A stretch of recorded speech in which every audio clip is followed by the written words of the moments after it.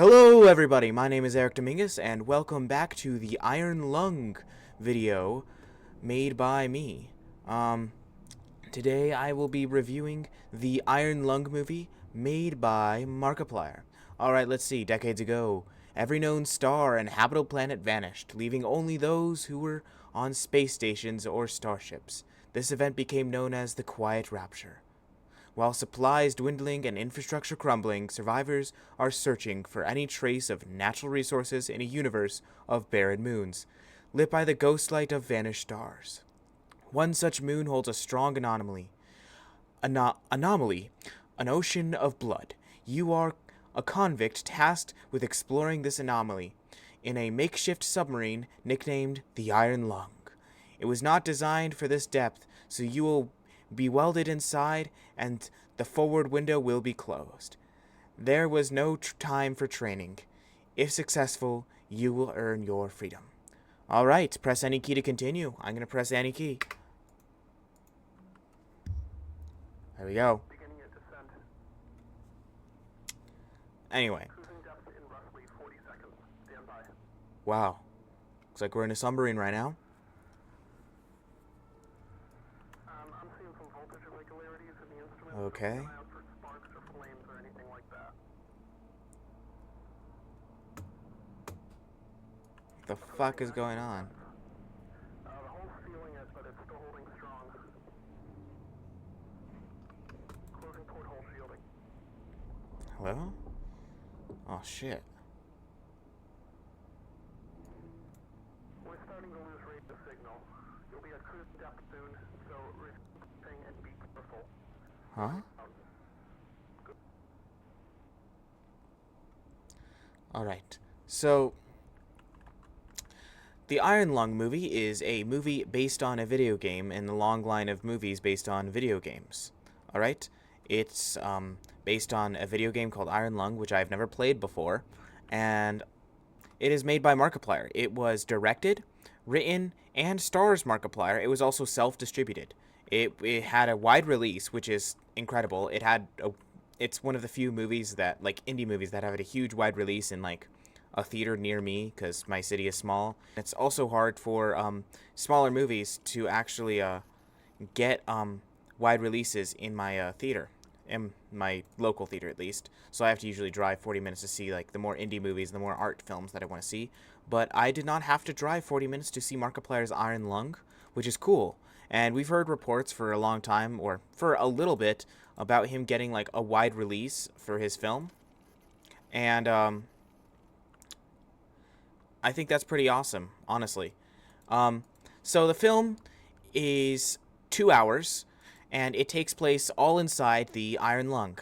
Just like the plot of the video game, which you just saw here, you play a convict stuck inside a submarine named the Iron Lung, which is in a ocean of blood, as you are supposed to be looking for creatures, or I don't know, you're supposed to be deemed looking for something in this video game, or in this Iron Lung, and you're a convict, or Markiplier is a convict in the film, and he is promised to earn his freedom if he does what he's told with the Iron Lung. Now, this is the first point I want to start off with, and that is Markiplier as an actor. So I've seen Markiplier as an actor in, like, his sketches, like the Who Killed Markiplier sketch, and obviously, I guess you could call them movies. His, like, Heist with Markiplier and In Space with Markiplier films on YouTube, the YouTube original stuff. I find him charming. He's fun, and he's funny in his films, but in this movie, he is tasked with doing some more dramatic stuff and much more serious stuff, and he can pull it off at points, but he's really going out of his depth. It's super, super noticeable that it's fucking Markiplier who is the actor here as the main character, and it's just, I just don't think it works. I honestly really believe that my main gripe with the film is that Mark should have not casted himself as the main actor in this film. I think he should have gone with an actual actor. Now, when we go to writing-wise and directing-wise, it's also still kind of rocky. I think the directing of the film is actually decent enough. It was much better than I expected it to be, And the writing here is, well, it's not very good. The thing is that the film is 2 hours, and it should not be 2 hours. This thing definitely needs to be like maybe 90 minutes. I think it could have been cut down to 90 minutes, and it would have been better. And I'm not saying the writing's fully bad, but Mark certainly has like an understanding of tension and how to grow the story, but he does it way too slowly. And it kind of ruins the pace and ruins the momentum a little bit, and does kind of get in the way of the tension of the film for me, at least. Now, I'm not saying that the writing is completely bad, again, but there are some moments. I think the weakest part of the writing, besides the story progression, is the dialogue. The many times that Markiplier says fuck, fuck, fuck in this film, it kind of gets cringy. It feels like it's written by a middle schooler. I'm sorry, it just does. It's very weak, and I know, and that's its biggest weakness. It's one of its other biggest weakness besides Mark as an actor is the writing. It does feel very cringy and very weak. And I'm not saying it's all bad. Again, I mean, I like the ways that Mark decides to reveal things about his character and the character of Simon, who is the main character in the film, and about Simon's past. I think that those ways are revealed, those elements of that character are revealed effectively throughout the film and throughout the writing. But I'm gonna have to be like totally honest. The dialogue is pretty terrible here. I just couldn't get into it, and I was kind of cringing whenever anyone spoke in this movie, which sucks. That shouldn't be the case, but unfortunately it is. Now, one thing I will talk about is the set design here. So the art design, obviously this is a cheaper film. I don't know how much it was made for, but I think it was between $3 and $5 million. So it is a very low budget indie film. And what I will say is the main set of the Iron Lung, or the submarine, is actually very good. I quite enjoy it. I think there's obviously a lot of passion and artistry put into it, and I think the art department is incredible on this movie, given the budget that they're working with. I'm so excited at what the art department was able to do here with the set design and the production design here. It is great. It does feel like the Iron Lung in the video game, like this one. It's a great adaptation of it to live action. Oh shit, what the fuck happened? Anyway, yes. Now, one thing I do have to say is the costume design. The main costume that Mark is wearing throughout the entire film I find it a little bit cheesy. It looks very Comic-Con-esque, very cosplay-esque, and it's just not fun. Honestly, I'm not the biggest fan of it at all. It just looks very cheesy, and it's very distracting whenever it's on the film, especially in the moments where Mark has to take off his jacket to go do some action hero shit. It gets very distracting at how noticeably cheap the costume is. And I don't feel like that's a budget problem. I feel like that is maybe an art department problem. I feel like there were ways that the costume could have been fixed to look a little bit nicer than what it was. Unfortunately, that was not fixed, which sucks. But I think maybe the strongest part of this film is Mark's directing, which, again, I think is unexpectedly great here. I want to first talk about the visuals. There's a lot of great visuals and surprisingly experimental moments in this film, which I was not expecting. It was a nice and refreshing surprise to see in this. Some of the visuals reminded me a lot of Mandy, which I was not expecting to see, but it was a great choice and it worked very well in the film.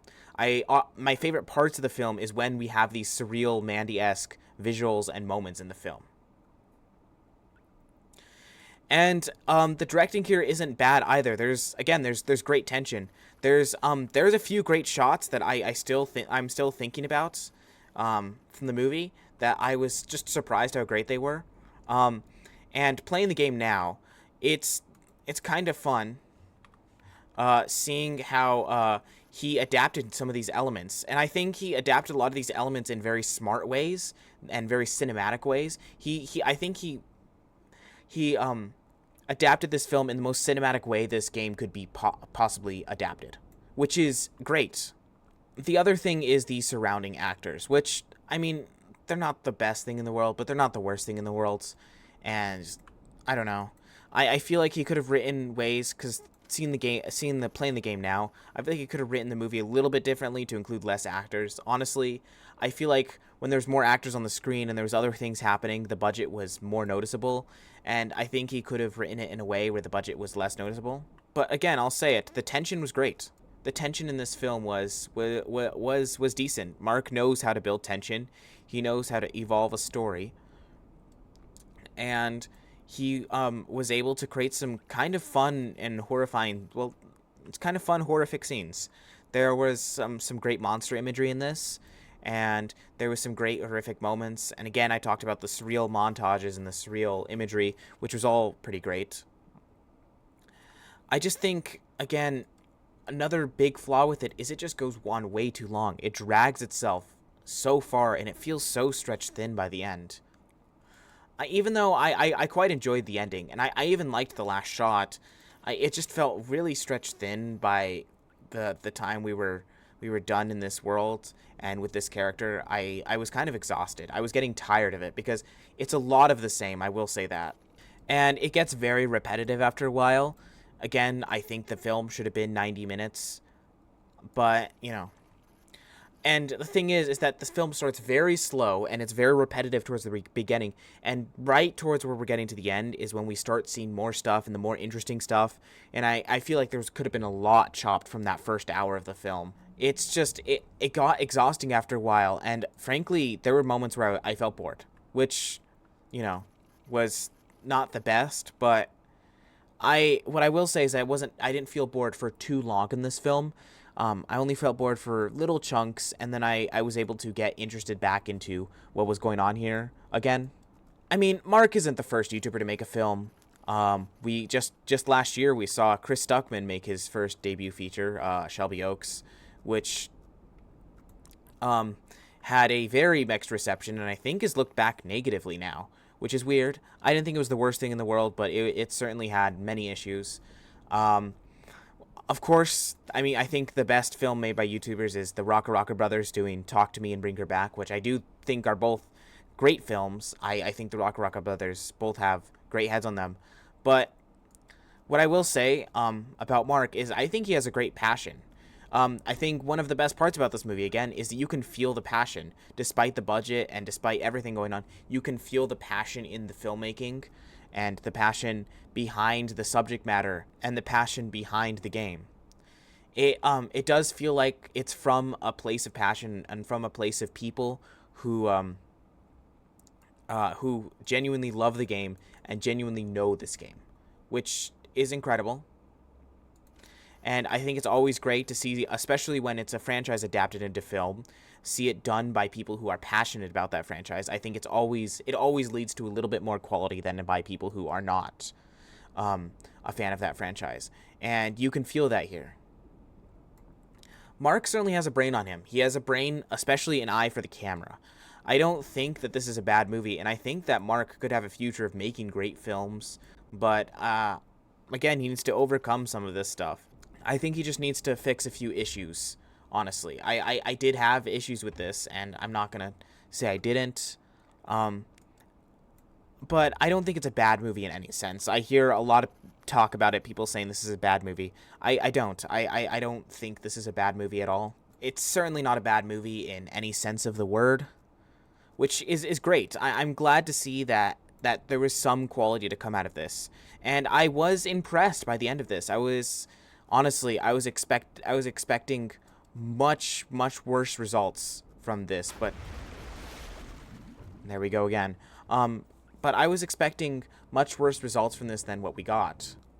In the end, I'm glad I saw this. I'm glad Mark made this, and I'm glad people are watching this.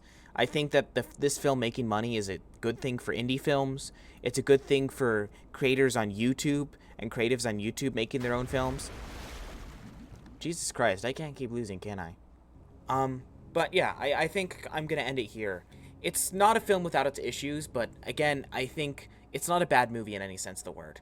And I think it's just a great thing that these kind of YouTuber films are becoming a bigger and bigger thing. It's a great thing for indie filmmaking, and it's a great thing for struggling creatives on the internet to break into traditional Hollywood and make stuff. I'm glad I saw this. I'm glad Mark made this. If you're a fan of Mark and you're a fan of the game, I think you'll probably get more out of it than I did. But honestly, I don't know. If this looks interesting to you, this film, check it out. I mean, it's always great to check out an indie film that's not made by a big studio, and I'm super proud of Mark for releasing this independently in as many theaters as he is. So, yeah, thank you for watching, and I will see you guys next time. Also, I'm going to talk about this on my podcast next week, so stay tuned for that for more in-depth thoughts.